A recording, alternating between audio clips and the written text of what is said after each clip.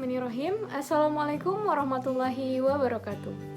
Alhamdulillahirabbil alamin, wassalatu wassalamu ala asrofil anbiya'i wal mursalin wa ala alihi wa sahbihi ajmain, amma ba'du.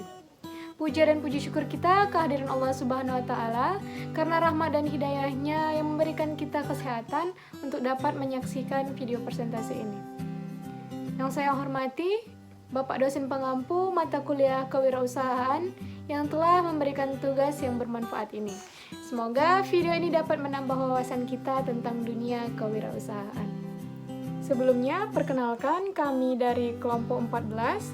Saya Audi Fazilah bersama satu rekan saya yaitu Karmila Tanjung. Dalam presentasi kali ini, kami akan membawakan materi yang berjudul bisnis dan e-commerce. Untuk mempersingkat waktu, langsung saja kita masuk ke materi yang pertama yang akan dibawakan oleh rekan saya, Karmila Tanjung. Pertama itu ada definisi e-commerce. E-commerce adalah semua kegiatan perdagangan yang dilakukan melalui media elektronik. Perkembangan teknologi, khususnya internet ini mempengaruhi banyak bidang kehidupan termasuk retail. Perdagangan telah berubah dalam proses jual beli dan pemasaran produk. Proses perdagangan umumnya dikenal sebagai elektronik e-commerce atau lebih disingkat dengan e-commerce.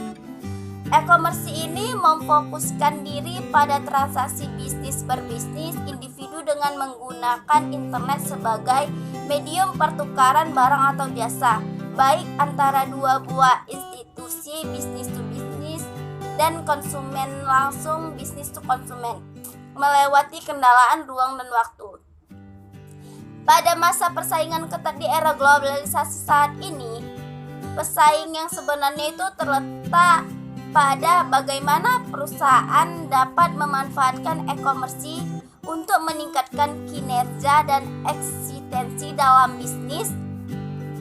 Dengan aplikasi e-commerce ini seharusnya hubungan antara perusahaan dengan eksistensi eksternal lainnya seperti konsumen, pemasok, distribusi itu dapat dilakukan lebih cepat, lebih insentif, dan lebih mudah daripada aplikasi prinsip manajemen secara konvensional.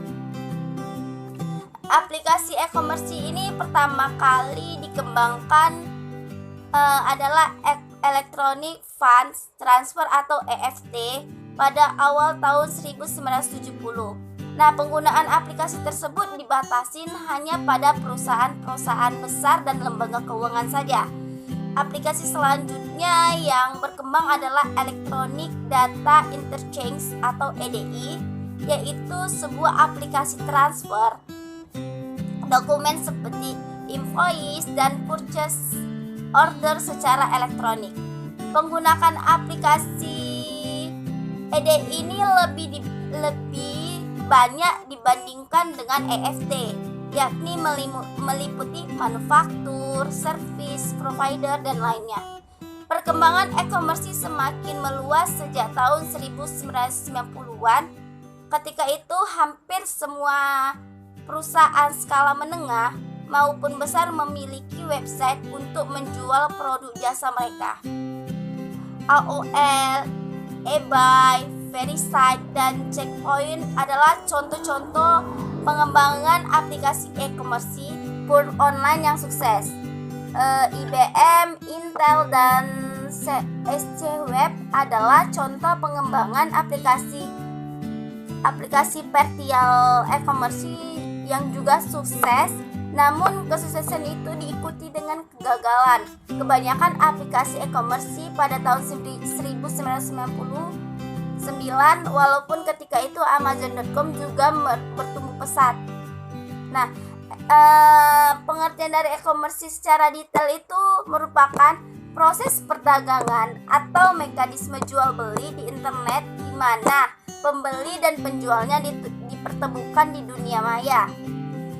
Tetapi dengan tim manajemen yang handal, pengiriman yang cepat, pelayanan yang bagus, serta organisasi bisnis yang bagus, ada beberapa faktor yang dimiliki oleh e-commerce. Yang pertama itu menyediakan harga kompetitif, menyediakan jasa pembelian yang tanggap, cepat, dan ramah, menyediakan informasi barang dan jasa yang lebih lengkap dan jelas, menyediakan banyak bonus seperti kupon, penawaran istimewa, dan diskon, memberikan perhatian khusus seperti usulan pembelian, menyediakan rasa komunitas untuk berdiskusi, masukan dari pelanggan, dan mempermudah kegiatan perdagangan. Kedua itu ada manfaat e-commerce. Ada 7 manfaat e-commerce. Yang pertama itu jangkauannya yang sangat luas. Contohnya kita sebagai pemilik toko tradisional.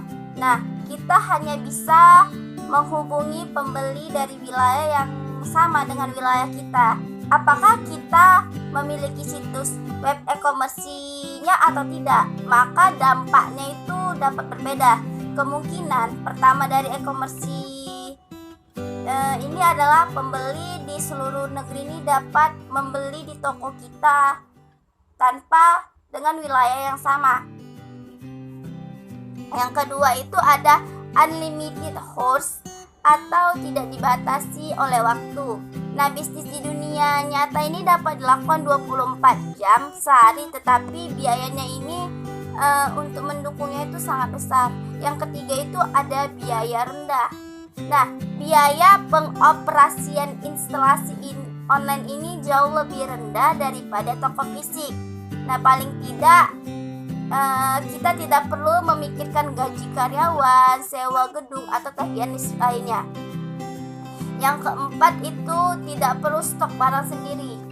Nah, kita bisa menjadi seorang dropshipper atau metode pemasaran ini memungkinkan kita untuk menjual saat kehabisan stok. Ketika pesanan tiba, kita cukup transfer ke produsen barang yang diinginkan. Yang kelima itu ada memproses transaksi dan pengirimannya itu dengan mudah. Dengan modal online, kita tidak perlu khawatir untuk memproses dan mengirim barang. Saat ini terdapat berbagai layanan pembayaran elektronik yang diproses di internet. Pengiriman juga dapat dilacak secara online. Yang keenam itu dapat mempelajari kebiasaan pelanggan. Menjalankan bisnis online tanpa memperlaku pelanggan artinya kita menyia-nyiakan investasi dalam bisnis. Yang ketujuh itu ada bekerja dari mana saja. Seperti yang disebutkan sebelumnya, salah satu manfaat e-commerce adalah selalu dapat diakses. Oleh karena itu, kita dapat menjalankan dari mana saja dan dengan perangkat dan koneksi internet yang tepat. Kelebihan dan kekurangan e-commerce. Kelebihan e-commerce. Tidak sedikit kelebihan yang bisa Anda dapatkan melalui e-commerce. Salah satu keuntungan utama dari e-commerce adalah kemampuannya untuk menjangkau pasar global tanpa harus menyiapkan investasi keuangan yang besar. Yang pertama, produk dan layanan bervariasi. Batas dari tipe perdagangan ini tidak didefinisikan secara geografis, sehingga memungkinkan Anda untuk membuat pilihan secara luas, memperoleh informasi yang dibutuhkan, dan membandingkan penawaran dari semua pemasok atau pihak penyedia barang dan jasa terlepas dari lokasi mereka. Yang kedua, mempersingkat rantai distribusi. Dengan memungkinkan jalannya interaksi dengan konsumen akhir, e-commerce memperpendek rantai distribusi produk atau bahkan justru menghilangkannya. Yang ketiga, pembayaran lebih mudah. Dengan berkembangnya sistem pembayaran yang ada saat ini, e-commerce sangat mempermudah kita untuk melakukan transaksi. Yang keempat, brand lebih dekat dengan konsumen. E-commerce memungkinkan brand untuk lebih dekat dengan pelanggan mereka sehingga meningkatkan produktivitas dan daya saing bagi perusahaan. Yang kelima, peningkatan kualitas layanan. Dengan demikian, konsumen diuntungkan dengan peningkatan kualitas layanan, kedekatan yang lebih intim, serta dukungan pra dan pasca penjualan yang lebih efisien. Yang keenam, belanja kapan saja. Dengan banyaknya bentuk aktivitas perdagangan elektronik baru, Anda dapat berbelanja melalui toko virtual kapanpun yang Anda mau. Yang terakhir, efisiensi biaya. Pengurangan biaya adalah keuntungan penting lainnya yang terkait dalam dunia e-commerce. Semakin umum proses bisnis, maka semakin besar tingkat keberhasilannya. Selanjutnya, kekurangan e-commerce. Yang pertama, ketergantungan yang sangat sangat kuat pada teknologi informasi dan komunikasi. Yang kedua, kurangnya undang-undang yang memadai untuk mengatur kegiatan e-commerce, baik nasional maupun internasional. Yang ketiga, budaya pasar yang menolak perdagangan elektronik atau pelanggan tidak bisa menyentuh atau mencoba produk. Yang keempat, hilangnya privasi, cakupan wilayah, serta identitas dan perekonomian negara. Yang kelima, rawannya melakukan transaksi bisnis online. Dan yang terakhir, warna dan kualitas produk yang dijual belum tentu sama antara foto yang ditampilkan di website dengan produk yang asli. Selanjutnya, jenis-jenis e-commerce. Yang pertama, business to business atau B2B adalah jenis e-commerce di mana satu perusahaan menjual produk atau layanan ke perusahaan lain. Dalam model e-commerce ini, pembeli biasanya memesan barang dalam jumlah banyak. Contohnya adalah perusahaan yang membeli perlengkapan kantor dari produsen, seperti Electronic City, Ralali, dan MBIS. Yang kedua, business to customer atau B2C. Dalam jenis e-commerce ini, perusahaan menjual produk atau layanan kepada konsumen. Secara umum, pelanggan e-commerce B2C hanya terlibat dalam industri retail. Aktivitas ini termasuk dalam kategori ini jika kita sebelumnya telah membeli sesuatu dari toko online. Contohnya seperti Gramedia, Lazada, dan Blibli.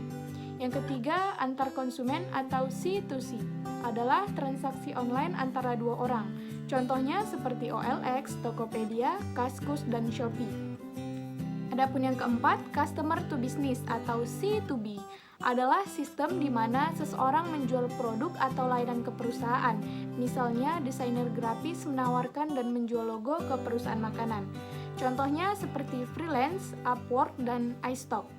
Adapun yang kelima, business to public administration atau B2A adalah model e-commerce ini mirip dengan B2C, tetapi pelakunya adalah perusahaan dan instansi pemerintah.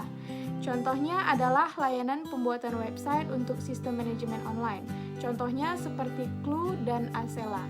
Dan yang terakhir, customer to public administration atau C2E adalah jenis e-commerce yang bekerja seperti C2B, namun transaksi dilakukan oleh individu dan lembaga pemerintah. E-commerce dengan model C2E jarang ditemukan di Indonesia. Jenis transaksi yang terjadi biasanya berupa jasa. Simpulannya adalah, e-commerce adalah semua kegiatan yang dilakukan melalui media elektronik. Perkembangan teknologi khususnya internet mempengaruhi banyak bidang kehidupan termasuk retail. Nah, perdagangan bisa berubah dalam proses jual beli dan proses pemasaran produk. Proses perdagangan ini umumnya dikenal sebagai e-commerce atau lebih disingkat dengan e-commerce. Tidak sedikit kelebihan yang bisa kita dapatkan melalui e-commerce. Nah, salah satunya itu keuntungan utama dari e-commerce adalah kemampuannya untuk menjangkau pasar global tanpa harus menyiratkan investasi keuangan yang besar. Nah, penjualan retail online di Amerika ini meningkat 15% sejak tahun 2013 dan diharapkan bisa mencapai 370 miliar pada akhir 2017. Nah, bahkan beberapa e-commerce di Amerika ini sukses di pasar retail Indonesia dengan strategi persaingan mereka. Baiklah, dengan berakhirnya materi kami, maka berakhir jugalah video presentasi kami kali ini. Apabila terdapat kesalahan, kepada Allah kami mohon ampun. Semoga setelah menonton video ini dapat menambah wawasan kita tentang dunia bisnis dan e-commerce. Saya akhiri, billahi taufiq wal hidayah. Wassalamualaikum warahmatullahi wabarakatuh.